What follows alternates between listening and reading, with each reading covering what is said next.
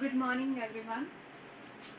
Today, I'm going to start a new topic in chapter 13, which is photosynthesis in higher plants. And I'm going to start C2 cycle and chemiosmotic theory, and then rest we will do exercise of this chapter. Okay.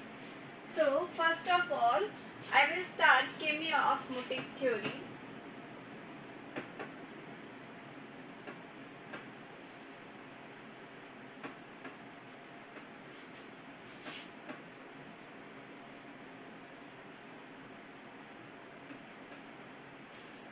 Chemiosmotic theory. So first of all you have to know who proposed this theory. So it is a Peter Michel. Peter Michel, who was the scientist who proposed the chemiosmotic theory. उसने क्या किया था? chemiosmotic theory को सबसे पहले propose किया था. अब इस theory के अंदर क्या है आप ये देखिए. This is the thylakoid. ये thylakoid है और ये thylakoid का membrane है. ठीक है? This is the lumen. This is the thylakoid membrane. This is the lumen of thylakoid. और इसके अंदर आपको क्या देखना है कि देखो सबसे पहले तो यहाँ पे फोटोसिस्टम सेकेंड प्रेजेंट है. यहाँ पे क्या प्रेजेंट है? फोटोसिस्टम 1 प्रेजेंट है. फोटोसिस्टम 1 प्रेजेंट है. कहाँ? ये मैंने आपको तभी बता दिया था कहाँ प्रेजेंट होते हैं. ये ग्रेना के अंदर प्रेजेंट होते हैं, थाइलेकॉइड के अंदर प्रेजेंट होते हैं. और इन दोनों का कनेक्शन क्या होता है? It is a cytochrome B6. क्या है?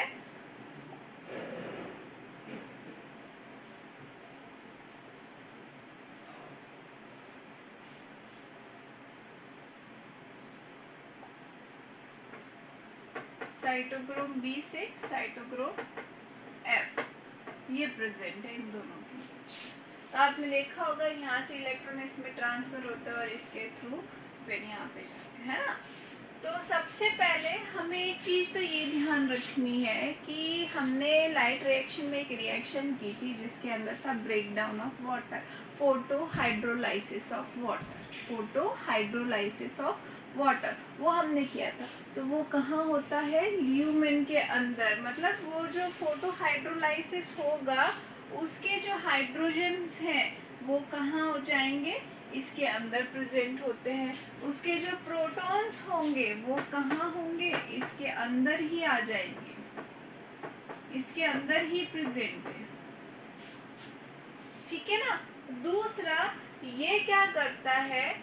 बाहर से स्ट्रोमा से कुछ हाइड्रोजन अंदर की तरफ लेके आता है. बाहर से कुछ हाइड्रोजन जो स्ट्रोमा में प्रेजेंट है वो डेंसिटी ग्रेडियंट के अकॉर्डिंग ये जो कंसंट्रेशन ग्रेडियंट है इसके अकॉर्डिंग ये अंदर ले आता है. तो आप ये देखेंगे अब स्ट्रोमा में हाइड्रोजन नहीं, ये अंदर एक्चुअली लाता किससे है कि वॉटेवर जो भी रिएक्शन हुई है फोटोहाइड्रोलाइसिस वाली हुई है या जो भी होती है उसके जो भी बाहर, क्योंकि फोटोहाइड्रोलाइसिस तो देखो स्ट्रोमा में होता नहीं है तो वो तो हमें मेम्ब्रेन के थ्रू ही और मेम्ब्रेन के अक्रॉस जो है वो अंदर की तरफ आता है. दूसरा स्ट्रोमा में वेयरएवर हाइड्रोजन आर प्रेजेंट, जो इलेक्ट्रॉन ट्रांसपोर्ट चेन में जो इलेक्ट्रॉन्स बाहर की तरफ डाल दिए जाते हैं और वो in the form of proton वापस अंदर लिए जाते हैं. ठीक है. तो वो वाले प्रोटॉन्स अंदर आ गए. दूसरा होता है कि यहाँ पे क्या प्रेजेंट है? हम कहते हैं NADPH2 जो कन्वर्ट होता है NADP hydrogen plus H plus में. तो ये H प्लस जो होते हैं ये भी अंदर की तरफ पंप कर दिए जाते हैं. तो अब आप देखोगे स्ट्रोमा में जो है वो क्या होगा? हाइड्रोजन जो है वो कम हो जाते हैं और ल्यूमेन के अंदर हाइड्रोजन आयन या प्रोटॉन्स जो है वो इंक्रीज हो जाते हैं जिनकी वजह से क्या होता है? कंसंट्रेशन ऑफ ल्यूमेन की कंसंट्रेशन जो होती है वो डिक्रीज होने लग जाती है. मीन्स हम कह सकते हैं एसिडिक बनने लग जाती है. ठीक है. अब यहाँ पे जैसे क्वांटासोम बना रहे हैं, मैं कहती हूँ यहाँ पे क्वांटासोम प्रेजेंट है. ये देखो एक तो ये जो मेम्ब्रेन में एम्डेड पार्टिकल है ये तो F0 होता है और दूसरा जो है ये F1 पार्टिकल होता है, F नॉट या F1। इसे हम कॉम्प्लेक्स 5 के नाम से ग्लाइकोलाइसिस में पढ़ेंगे और यहाँ पे ATP सिंथेसिस के नाम से जाना जाता है। ठीक है, ये यहाँ पे अब ये क्या करेगा, अकॉर्डिंग टू प्रोटॉन ग्रेडियंट, यहाँ पे ग्रेडियंट ज़्यादा हो गया, अब इस ग्रेडियंट को हमें तोड़ना पड़ेगा। इस ग्रेडियंट को जैसे ही हम ब्रेक डाउन करेंगे तो एनर्जी फॉर्मेशन हो जाएगा। सो हम क्या बोलते हैं, against the proton gradient we will form energy. How? By the breaking down of proton gradient. तो इन प्रोटॉन ग्रेडियंट को या हम कह सकते हैं H+ आयन बाहर की तरफ आते हैं। ठीक है, H+ आयन बाहर की तरफ भेजना है और वो क्या करते हैं, ADP से ATP बना देते हैं, ADP से ATP बना देते हैं। और कौन से एंजाइम की प्रेजेंस में? ATP synthetase.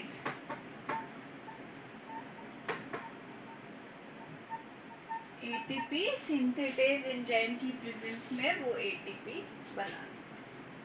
Is it clear? तो ये जो होता है, it is a chemiosmotic theory which was proposed by Peter Mitchell. जो पीटर मिशेल ने प्रपोज किया था और इसे हम क्या कहते हैं, केमियोस्मोटिक थ्योरी के नाम से जाना जाता है। So I think it is clear. 3 point ध्यान रखने। फर्स्ट तो हाइड्रोजन आता है आपका ऑटोहाइड्रोलाइसिस से ल्यूमेन के अंदर। दूसरा हाइड्रोजन आता है कि इलेक्ट्रॉन ट्रांसपोर्ट चेन के थ्रू जो इलेक्ट्रॉन्स स्ट्रोमा के अंदर रिलीज किए जाते हैं, तो वहाँ पे जो एक्सेप्टर्स होते हैं वो in the form of proton वापस भेजते हैं और वो ट्रांसफ़र कर दिया जाता है यहाँ।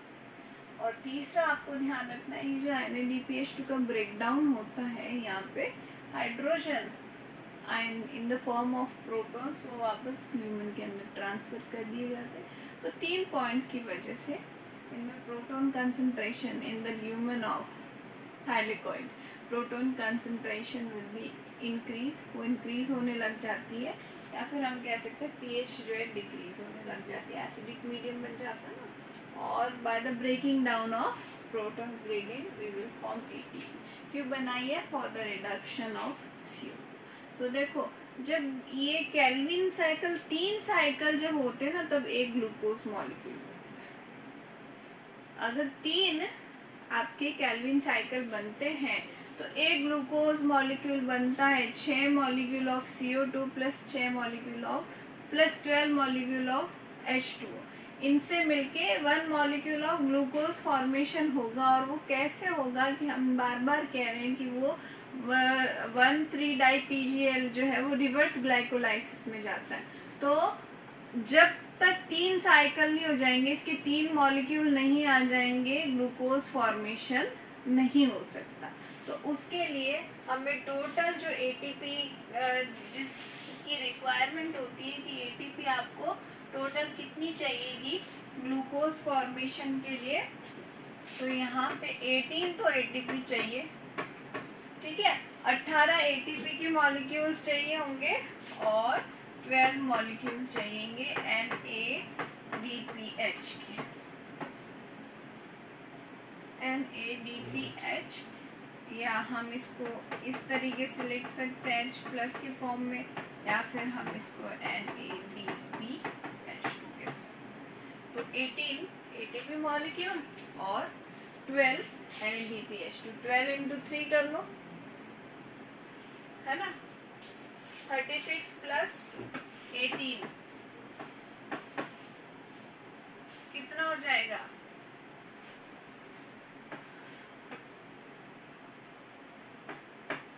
54 ATP मॉलिक्यूल्स की रिक्वायरमेंट होती है एक ग्लूकोज को बनाने। ठीक है, ये आपका था केमियोस्मोटिक थ्योरी। अब हम देख लेते हैं C2 साइकिल।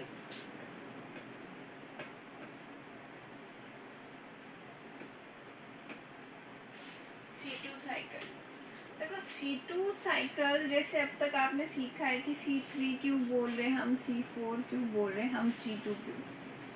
तो 2 से आप क्या सीखा है कि फर्स्ट स्टेबल प्रोडक्ट जो बन रहा है वो 3 कार्बन कंटेनिंग था, फर्स्ट स्टेबल प्रोडक्ट जो 4 कार्बन कंटेनिंग। तो इसके अंदर भी सिमिलर यही है कि फर्स्ट जो स्टेबल प्रोडक्ट बनेगा वो बनेगा आपका 2 carbon containing compound. There will be formation of 2 carbon containing compound. और वो कैसे बनेगा आपका कि हमारे पास है ribulose 1,5 biphosphate, ribulose 1,5 biphosphate plus 6 molecule of CO2। ये दोनों मिलके कौन से एंजाइम की प्रेजेंस में, रुबिस्को एंजाइम की प्रेजेंस में क्या बनाते हैं, 2 फॉस्फोग्लाइकोलिक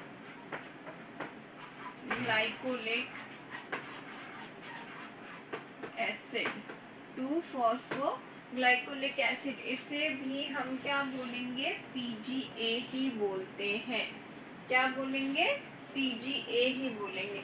और ये साइकिल कौन से प्लांट के अंदर होता है, C3 प्लांट के अंदर। जो डाइकोट्स हैं, जो मोनोकोट्स नहीं है, उनके अंदर प्रेजेंट है। तो बेसिकली कर क्या रहा है, जो भी ग्लूकोज बना है उसका ब्रेक डाउन कर रहा है। जो भी ग्लूकोज हमने बना दिया ना, उसका ये ब्रेक डाउन कर रहा है। तो जितना एक्चुअल में प्रोडक्शन आना चाहिए, ग्रॉस प्रोडक्शन जितना होना चाहिए उतना रहता ही नहीं है। प्रोडक्टिविटी कम हो जाती, किसकी वजह से, C2 साइकिल की वजह से। और C2 साइकिल हम इसको कहते क्यों है, क्योंकि फर्स्ट स्टेबल जो कंपाउंड है वो 2 कार्बन कंटेनिंग कंपाउंड बनेगा। और एक्चुअल में इसका नाम है फोटो रेस्पिरेशन।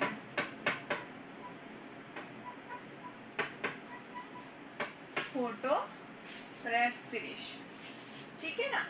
अब देखिए इसके अंदर रुबिस्को जो एंजाइम होता है ना, वो डुअल कैटेगरी दिखाता है। C फॉर कार्बोक्सिलेज और O फॉर ऑक्सीजनेज।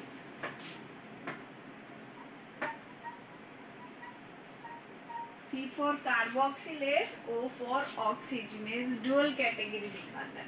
तो इस C2 साइकिल के अंदर क्या होता है, हम कह रहे फोटो रेस्पिरेशन है, तो रेस्पिरेशन में मोस्टली ऑक्सीजन की रिक्वायरमेंट होती है। और जैसे ही ऑक्सीजन ज़्यादा हुआ एज कम्पेयर टू CO2, तो ये as a oxygenase enzyme work करेगा। ऑक्सीजनेज एंजाइम वर्क करता है। आपको पता होगा रेस्पिरेशन में क्या होता है, ग्लूकोज मॉलिक्यूल का ब्रेक डाउन होता है, ठीक है। तो एक तो इन्होंने फोटोसिंथेसिस के थ्रू ग्लूकोज बनाया, फिर फोटो रेस्पिरेशन हो गया जिसमें रुबीज को ऑक्सीजनेज की तरह वर्क कर रहा है, और अगेन उसका ब्रेकडाउन स्टार्ट हो गया। तो जितना बनना चाहिए उतना तो हमारे पास आना ही नहीं, प्रोडक्टिविटी कम होती है इसके अंदर। और होता किसके अंदर है, C3 प्लांट, डाइकोटाइलिडेनस प्लांट के अंदर होता है। क्योंकि रुबीज को in the high concentration of oxygen, it will work as a oxygenase enzyme and productivity will decrease. This is known as Otto Warburg effect.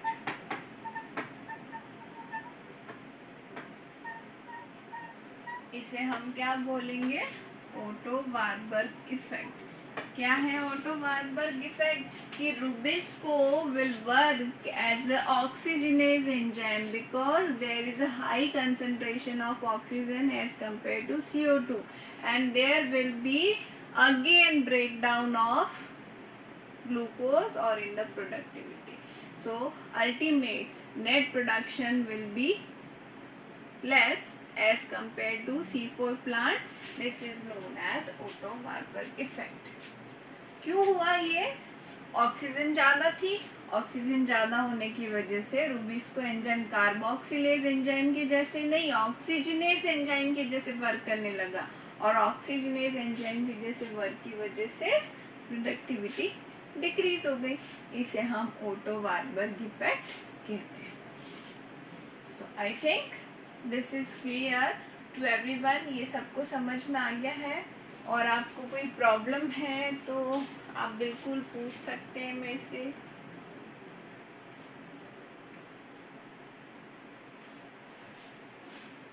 ठीक है, तो देखिए अब मैं फैक्टर्स अफेक्टिंग CO2 बता देती हूँ, लिमिटेड, हालांकि वो तो रिड्यूस हो गया है। किस तरीके से जो है फैक्टर्स फोटोसिंथेसिस को इफेक्ट करेंगे।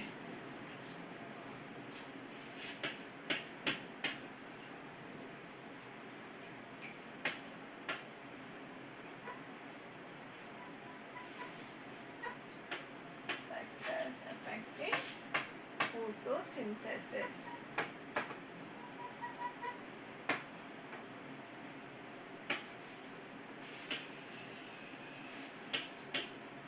ठीक है, फर्स्ट आपका जो फैक्टर आएगा, इट इज अ लाइट.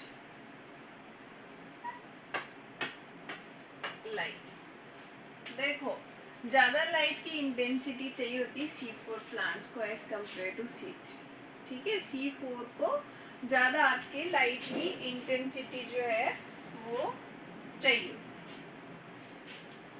तो लाइट अगर मतलब कम है तो rate of photosynthesis obviously decrease होगी, और ज़्यादा है तो रेट ऑफ फोटोसिंथेसिस इंक्रीज होगा. तो आप देख लीजिए, light is directly proportional to rate of photosynthesis. ठीक है, इंटेंसिटी किसको ज़्यादा रिक्वायर होती है? C4 को हाई इंटेंसिटी ऑफ लाइट की रिक्वायरमेंट होती है.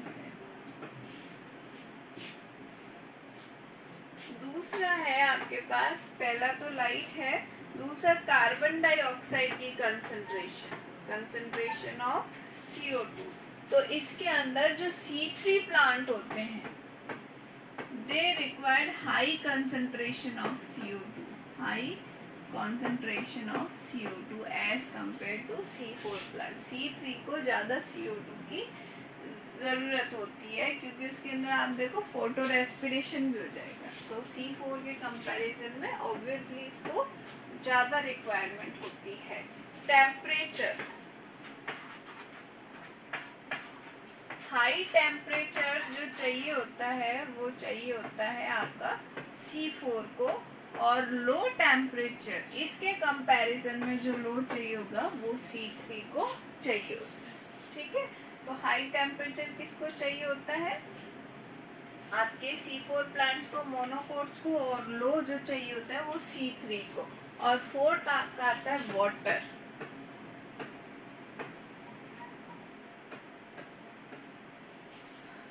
वाटर की रिक्वायरमेंट,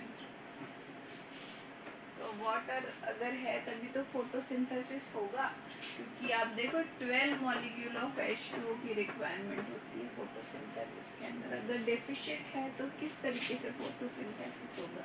पॉसिबल नहीं. That's why there is a requirement of water molecule. इसलिए क्या है, वाटर मॉलिक्यूल की requirement. So this is all about your photosynthesis, कि फोटोसिंथेसिस के अंदर क्या है, किस तरीके से हमने सब कुछ पढ़ लिया है. C3, C4 and C2 cycle with factors affecting of photosynthesis. तो this is all about your photosynthesis.